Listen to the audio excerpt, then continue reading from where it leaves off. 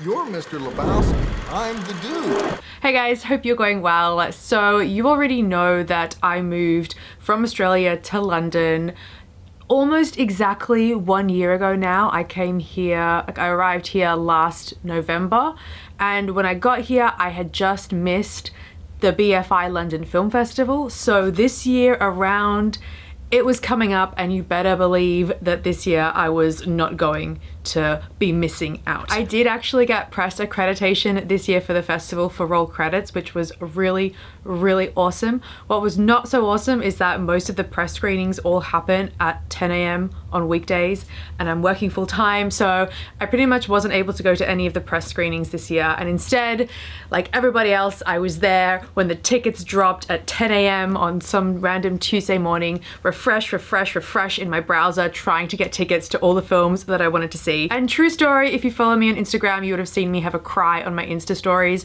but some of the biggest films that were coming out this year at the festival, I missed out on tickets. I was there at 10 a.m. The tickets became available at 10 a.m. I was refreshing, my browser crashed, or because it was just overloaded, and by 10:02 a.m. all the tickets to some of the big films that I wanted to see were gone. Yeah, true story, was not impressed at all. But where there's a will, there's a way, and so I just had to do a lot of standby queues. I had to beg a lot of friends, and I ended up seeing everything that I wanted to see. So remember, my friends, there is always a way. I only watched 7 films in 7 days this time around, because then I went to Madrid for the second weekend, so I missed the second half of the festival, but that's okay. I saw everything that I wanted to see, and some of the biggest highlights of the festival for me included hugging Taika Waititi, walking down the red carpet for the premiere of The King, seeing Shia LaBeouf play his own father in his new film.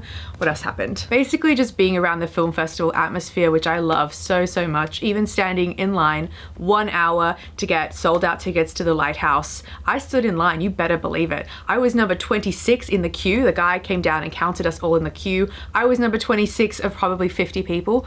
I was the last person who got in. I turned around to the girl behind me who was number 27 and was like, I'm so sorry, I really want to see this film. Goodbye. And I took my ticket and I was gone. I still feel bad about leaving that girl in the queue because we became queue buddies.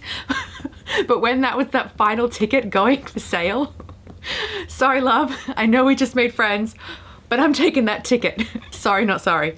Them movie karma police are coming for me. Here's my beat up festival magazine. And of course, the nerd I am, I saved my ticket stubs. So let us just go through them all, and I'm going to talk about everything I saw. Oh, including Joker. Yes, I took time out of the film festival to go to the regular cinema and see Joker. All right. Oh yeah, I did have a ticket that I had to forfeit for Marriage Story, the new Noah Baumbach film, but that's okay. Let's start with this film that I did get to see, and that is Honey Boy. This is Shia LaBeouf's autobiographical film. So he wrote the screenplay for this film when he was coming out of rehab. It was some of his rehab ramblings, and working with the director Alma, I forget her last name, Alma Harrell, working with her. So he sent her the scripts, the rough sort of screenplay as he was coming out of rehab, and she is a documentary filmmaker and wanted to turn this into her first narrative feature film. So she directed it, written by Shia LaBeouf, and I'm a secret super fan of Shia. I mean, I'm not so secret, I do tweet about it quite regularly, but I genuinely, like with sincerity, do love Shia LaBeouf a lot, and this is definitely well in his cap of weird and wonderful kooky things that he does, because in this film he does play his own father. So the film is written from his perspective as a child actor growing up and navigating a sort of frazzled relationship with his father. And in the actual film, the Shia character is played by Noah Jupe, and the father character is played by Shia LaBeouf. if that makes sense. So Shia is his own father in the film. It's a super hooky concept, and apparently according to the Q&A that they did afterwards, that was not ever Shia's intent to play a character in the film. He just wanted to write the screenplay, but after talking with Alma, the director, she encouraged him to play his own father. And it does all feel like quite a therapeutic, meditative type of approach into this story between what is essentially a father and son relationship, very fractured and difficult relationship.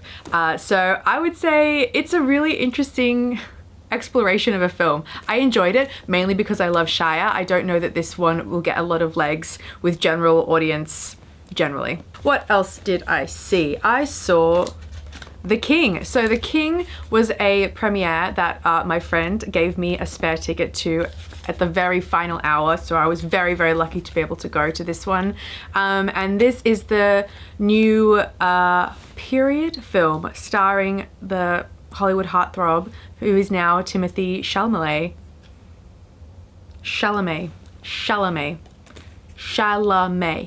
Timothy Chalamet. The entire cast and crew were all there at this premiere, and David Michôd from the acclaimed Animal Kingdom, the Aussie director, who I'm of course like an absolute diehard fangirl for, was there, and the whole entire cast. Yeah, it was pretty incredible, an atmosphere to be around. The film itself is about Henry V and his ascent to the throne.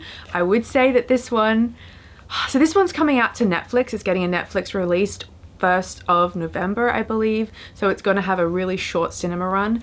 And I really, really loved this film, but I think that some people will not like it. It's a more arty and sparse kind of story to the throne ascension films that we might have seen before, especially around this time period. But the cinematography of this movie is so brilliant. Adam Arkapour, the cinematographer, Aussie cinematographer, is wonderful, is absolutely wonderful. You've never seen battle scenes like this that are in full sunny sun showers.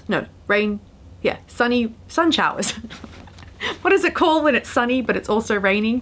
These full crazy battle scenes in mud and horses and armor. It's a really, really good movie, but I think releasing on Netflix is probably not the right platform for it, and because of that I think it's going to be sad, but not enough people will get to see this one. But I really, really enjoyed it, and Timothy Chalamet is brilliant as always. Okay, this one I'm just gonna really quickly touch upon. So, you know, every year you have to do a lucky dip. So you have to go through the book, just randomly flick through the pages and stop on something, and that's what you should see, because that is the fun of film festivals, just putting yourself out there and seeing stuff that you would never usually see and that you've heard nothing about, with no name actors, no big directors, that kind of thing, just to sort of, yeah, put yourself out there, new perspectives. And for me this year it was Ghost Town Anthology, film from Quebec, set in this rural town where the dead sort of seem to linger on after they are dead and don't go anywhere. But the way it was done, I wasn't really feeling it. I thought it was too slow a story, a little bit too, a great concept, but I didn't quite like how it was executed. Yeah, too long, and yeah, didn't really like it. So I also saw The Lighthouse on a Saturday night at 9:30. You better believe that I did stand in that standby queue line to get a ticket for this, and I was so excited to see it, let me say. But it's quite a divisive film. So this is the new film by director Robert Eggers, who directed The Witch, which was super out there crazy, and I loved, a lot of people didn't love. Walking Out of the Lighthouse, this is starring Willem Dafoe and Robert Pattinson. So when I walked out of it, the guy behind me, this gentleman behind me, is walking down the stairs behind me in the lobby, and he goes like this: "That film was absolutely atrocious." And then he said it again, "Atrocious." This is a film that's going to divide people because it's pretty cult, I would say, cult status, black and white, aspect ratio 4:3, Robert Pattinson and Willem Dafoe, two ye old sea captains somewhere off the coast of Maine, stranded on a lighthouse and slowly decaying into some sort of crazy madness. And it's a two-hander type of film, lots and lots of dialogue, very high pace, very high energy, and I loved the scene work, I loved the vibe. of these characters, but as a story, I kind of fell in and out of it. Let's just say this, I wanted to like it more than I actually did like it, but I respect the hell out of it. Only a few more to go. The big one, my favorite of the entire festival, it was Jojo Rabbit. Taika Waititi. So firstly, as I mentioned earlier, yes, I did get to hug Taika Waititi because my friend and I happened to be there for the premiere, which is not the same day that I watched the film, so I didn't go to the premiere, but I was in Leicester Square for another reason, and the red carpet was happening and my friends and I just sort of thought, oh, let's just walk over there and see if we can say hi to Taika. And what do you know, he's there. He comes over, I get this really funny awkward selfie and hug him in his beautiful velvet suit that he was wearing, and that was wonderful. If you want to see the full scene of how that all played out, go and watch my vlog. It's pretty funny. It was just one of those unexpected crazy things, but yeah, I loved it. And Jojo Rabbit, which I saw the film the following day after hugging Taika Waititi, and I adored it. I absolutely adored it. At its core, it's about a little boy coping with the craziness of World War II that's happening around him. He is a Hitler youth, so his idol is Adolf Hitler, and he imagines him as his imaginary best friend. And it's so charming, it's so funny, it's so, I'm not crying, you're crying. It's really, really beautifully done, and no one else but someone like Taika Waititi could be brave enough to even tackle something so outlandish as this, but it's done with such heart, and I can't wait for everyone to see it. I don't think it's coming out until early January next year. It's going to be such a big deal when it comes out, and yeah, I really hope everyone gets to see it. I'm going to be reviewing this one for sure, stay tuned. This one I'm going to touch on briefly, Adolescent. It was a documentary that I saw, the only documentary of the festival I got to see this year. A French film that follows these two girls over the course of 5 years, and the director was there in the Q&A talking afterwards about the enormous feat this was and all the hundreds and hundreds of hours of footage that he captured of these two girls, these two best friends, growing up through the final years of high school and sort of that really tumultuous time where you have to do those exams and make decisions for how you're going to make those decisions that shape up the rest of your life and your career trajectory and that kind of thing. And it is not dissimilar to Boyhood if you saw the Richard Linklater film, but it definitely is set in a very specific French rural setting, which colors a lot of the girls and their backgrounds, of course, and it's really interesting, really interesting film. It took a lot out of me to watch it. Like Boyhood, it goes through a lot of depth and a lot of detail that it's one of those things you want to see once because they're quite interesting, but you wouldn't necessarily ever need to see it again. But I really thought it was very interesting, and the director Q&A afterwards was equally as interesting. Yeah, I really enjoyed that one. And I'm going to finish off with Portrait of a Lady on Fire, another French film, which now I'm just realizing the only non-English language films I saw, all three of them, all were French. There was so much buzz coming out of Cannes from Portrait of a Lady, so I was 100% like dedicated. I needed to see this film. Again, I missed out on tickets first round, but then they released another screening, so I was able to get a ticket, and I skipped work early so I could get to this 5:25 p.m. session and make sure that I got to see it. And it's pretty incredibly done, set at the end of the 18th century, and it is a sexual awakening, lesbian love story, but it is done so incredibly well. I need to sort of process it a little bit more before I can really talk about this properly, but it's done in such such a beautiful eye, and it's a female writer and director, so a lot of people are comparing this film to Blue is the Warmest Color from several years earlier, and the main difference is that this film is written and directed by a woman, whereas that film was not. And I think, and I know that it does make a difference. It was great. The director and the two lead actresses were all there, and the Q&A was really interesting to hear. So pretty much every film that I saw at the festival did have a Q&A component.